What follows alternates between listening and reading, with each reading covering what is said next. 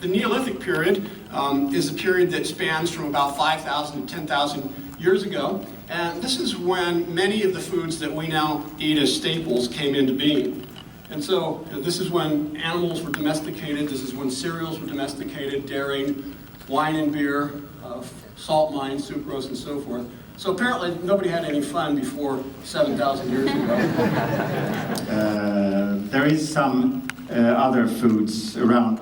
There's been a debate, at least in Sweden. They say that I did not see the pigs because I did not want to see them. Well, please be more careful. These people are in love with the low-carb hypothesis, so they tend to miscredit me.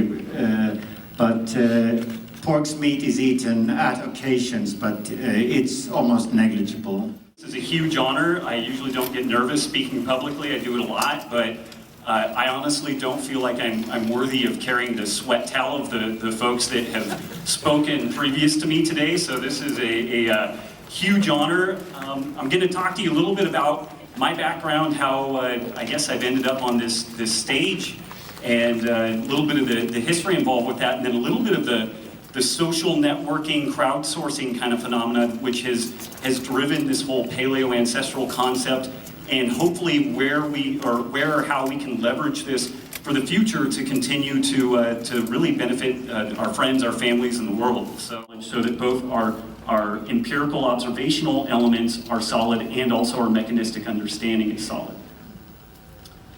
We can quantify our results.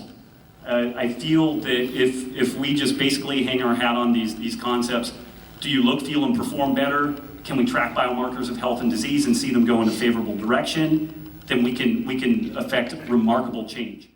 One of the few people of the speakers that have been on bigger national shows like Dr. Oz.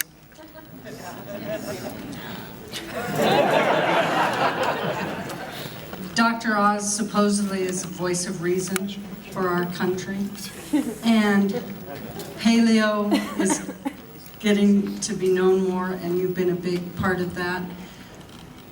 What do you think is going on? Why will Dr. Oz just kind of mess with you when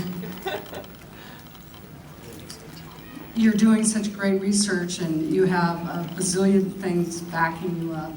Okay. Well, Dr. Oz is supposed to be, the voice of medical authority, at least on his networks. Once they decided to play me as the man who says everything that Dr. Oz was wrong, which was basically a decision made by his producers to increase conflict, then he had to disagree with me. We agree on most things. He's not, and he takes the conventional wisdom on many things because it's safest. If there are doctors in the audience, you know that if you put your patients on a low-carb, high-fat diet and they have a coronary the next day, which they might have had anyway, you're going to get sued. Plus, Oz has a lot of sponsors who produce high-refined foods and sugars. Could be an issue. Thank you.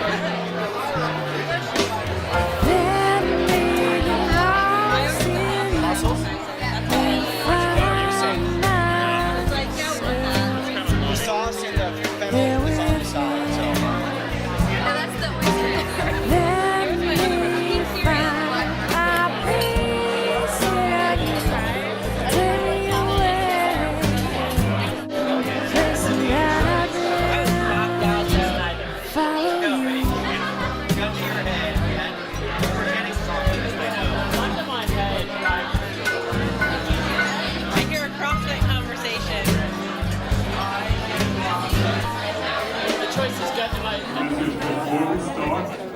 There's quite a few seats up front. So the guys in the back, if you want to move ahead, further up front, you're going to have a better experience.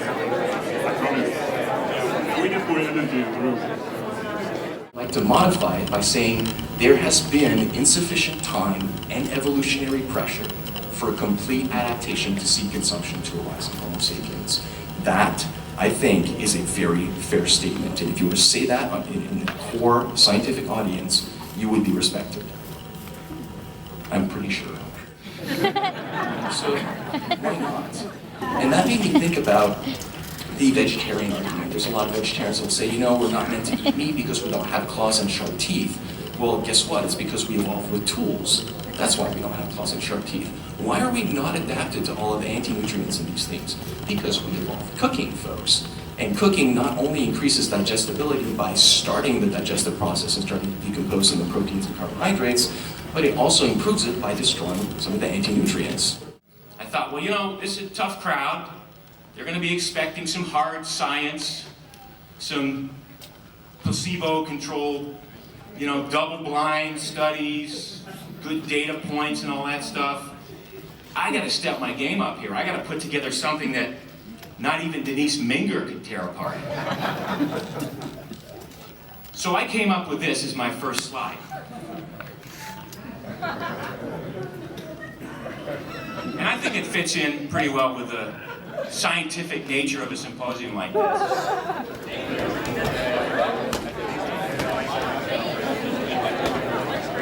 I'm excited for her talk and for just in general. I like learning more about digestion. This presentation is more about hunting hypotheses than, you know, presenting research. I'd love to see research on this. Maybe I'll do it when I enroll in a program. But what do kids know about real fitness? Huh?